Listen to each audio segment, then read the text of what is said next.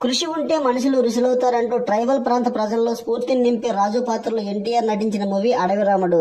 K Raghavendra Rao గారు director కాగా, జయప్రద గారు అందం అభినయంతో ఎన్టీఆర్ గారి పక్కన చక్కగా ఆకట్టుకోవడం జరిగింది.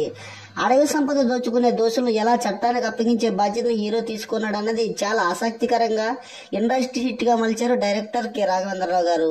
అడవి రాముడుగా ఎన్టీఆర్ నటన తారాస్థాయిలో ఆకట్టుకుంటుంది. ఈ సినిమాలో పాటలు మంచి ప్రజాదరణ పొందాయి.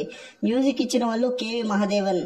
ఈ మూవీ 32 కేంద్రాల్లో శతదినోత్సవం జరుపుకుని 3 కోట్ల రూపాయల పైగా రాబట్టింది. 1977 ఏప్రిల్ 28వ తారీఖున రిలీజ్ అయిన ఈ మూవీకి కాంపిటీషన్ గా వచ్చిన మూవీస్ ఏంటో, ఆ సినిమాల జయపజయాలు చూసేద్దామా. అడవి రాముడు సినిమాకి 2 వారాల ముందుగా అక్కినేని నాగేశ్వరరావు నటించిన బంగారు బొమ్మ సినిమా వచ్చింది. ఏప్రిల్ 14న జగపతి ఆర్ట్స్ విబి రాజేంద్ర ప్రసాద్ దర్శకత్వంలో తెరకెక్కిన ఈ మూవీలో పాటలన్నీ జనాదరణ పొందాయి.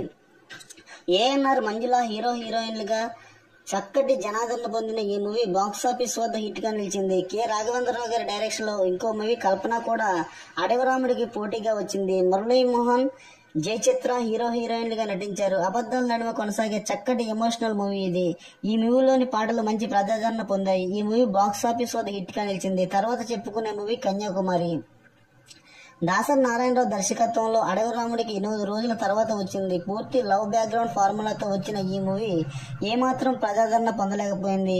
ఈ మూవీలో హీరో హీరోయిన్లుగా నరసింహరాజు, శ్రీవిద్య. ఇక చివరికి అడవి రాముడు వచ్చిన 2 వారాలకే మే 13న శోభన్ బాబు నటించిన జీవిత నౌక సినిమా రావడం జరిగింది. ఈ మూవీ బాక్సాఫీస్ వద్ద కమర్షియల్ గా విజయాన్ని అందుకుంది. జయసుధ హీరోయిన్ గా సినిమాని ప్రధాన బలం పోశారు డైరెక్టర్ కె విశ్వనాథ్ గారు. సంగీతం కెవి మహాదేవన్. ఏఎన్ఆర్ నటించిన బంగారు బొమ్మ, రాఘవేంద్రరావు గారి డైరెక్షన్ లో చేసిన మరో మూవీ కల్పన వంటి విజయవంతమైన చిత్రాలను తట్టుకుని ఇండస్ట్రీ హిట్ గా నిలిచింది అడవి రాముడు. దానికి ప్రధాన కారణం ఎన్టీఆర్ చరిష్మా.